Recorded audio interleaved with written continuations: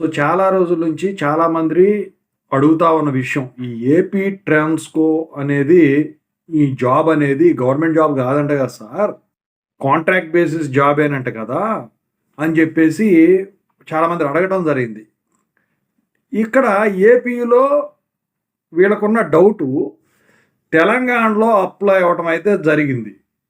అదేంటో చెప్తాను. ముందుగా అయితే ఇంతవరకు ఈ ఛానల్ సబ్స్క్రైబ్ చేసుకున్న వాళ్ళు ఎవరైనా ఉంటే సబ్స్క్రైబ్ చేసుకొని ఈ వీడియోని లైక్ చేసి షేర్ చేయండి. మీకు గనుక నాతో మాట్లాడాలంటే కాల్ మీ ఫర్ ద్వారా కాల్ చేయండి.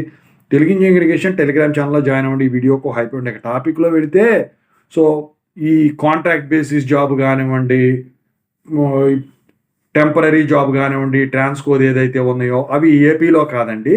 తెలంగాణలో వచ్చేసరికి ఏపీ ట్రాన్స్‌కో అప్రెంటిస్‌షిప్ కింద బీటెక్ వాళ్ళకి, డిప్లొమా వాళ్ళకి మాక్సిమం అన్ని గ్రూపులు కవర్ చేసే విధంగా అయితే వీళ్ళు నోటిఫికేషన్ రిలీజ్ చేశారు.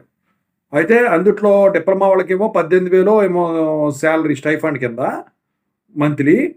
ఇక బీటెక్ వాళ్ళకేమో 30,000 ఏమో ఫిక్స్ చేశారు. అయితే నోటిఫికేషన్ అందుట్లో ఉంది. మరి ఏపీ పరిస్థితి ఏంటంటే, ఏపీకి ఈ అప్రెంటిసు, ఈ కాంట్రాక్ట్ బేస్ ఏమన్నా ఉంటాయంటే కాదండి. దీనికి సంబంధించిన గవర్నమెంట్ జాబ్ నోటిఫికేషనే ఈ ఉగాదికి జాబ్ క్యాలెండర్‌తో పాటు రిలీజ్ చేసేదానికి ఉందనమాట. ఎందుకంటే 1,14,000 ఉద్యోగాలు పైనే అందుట్లో అయినాయి జాబ్ క్యాలెండర్‌లో. 25 రంగాల్లో అని చెప్పేసి. అంటే 25 రంగాల్లో ఇవ్వటం జరిగిందని చెప్పేసి చెప్పడం అయితే జరిగింది. ఏపీలో అయితే అప్రెంటిస్‌షిప్ గానివ్వండి, ఈ కాంట్రాక్ట్ బేస్ గానివ్వండి, ఇప్పట్లో ఉండేదానికి లేదండి. ఇస్తే గవర్నమెంట్ జాబే ఇస్తారు. మరి తెలంగాణలో ఇచ్చినంత మాత్రాన ఇటు ఇవ్వాలని లేదు.